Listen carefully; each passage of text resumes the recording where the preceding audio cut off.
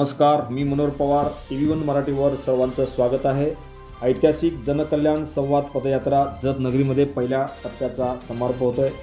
जत विधानसभा संपर्क प्रमुख माननीय तमनगौडा रवी पाटील यांनी दिनांक 28 तारखेपासून जवळजवळ 5 ते 6 दिवस पायी चालत संपूर्ण जत तालुक्याच्या पूर्व भागाचा दौरा केलेला आहे.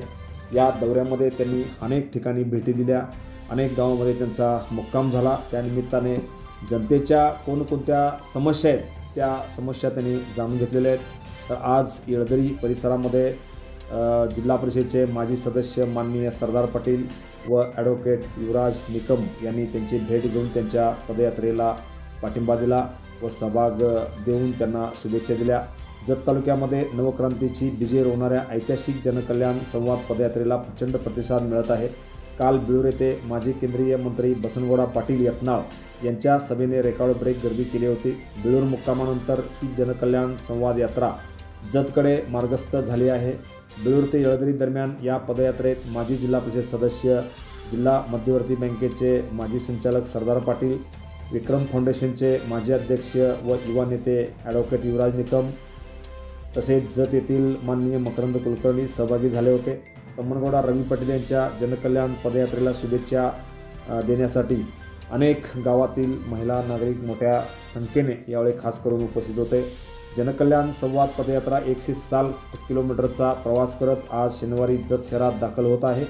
पहिल्या टप्प्याची सांगता जत शहरात होत आहे. जागोजागी पदयात्रेचे प्रचंड स्वागत होत आहे. महिला भगिनी औक्षण करून तमनगौडा रवी पाटील यांना राखी बांधून त्यांचे जोरदार स्वागत करत आहेत.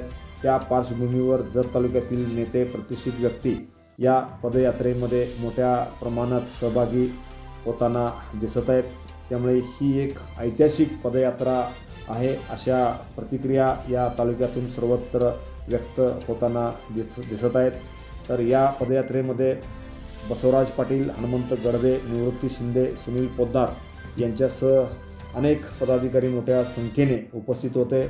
उमदीतून ही पदयात्रा सुरू झाली. पदयात्रा हळूहळू संक मार्गे, उमराणी मार्गे करत बिळूर मार्गे ही पदयात्रा येळदरी मार्गे आता काही वेळातच जतमध्ये दाखल होणार आहे. जत येथे जंगी जाहीर सभा होणार आहे. त्यानंतर पहिल्या टप्प्याच्या या पदयात्रेची सांगता सभा या ठिकाणी जत येथे होणार आहे. त्यामुळे सर्व नागरिकांनी या पदयात्रेला उपस्थित राहावे असे आवाहन जत तालुका सरपंच परिषदेचे माजी अध्यक्ष माननीय बसवराज पाटील यांनी केलेले आहे. धन्यवाद. Press the bell icon on the video and never miss another update.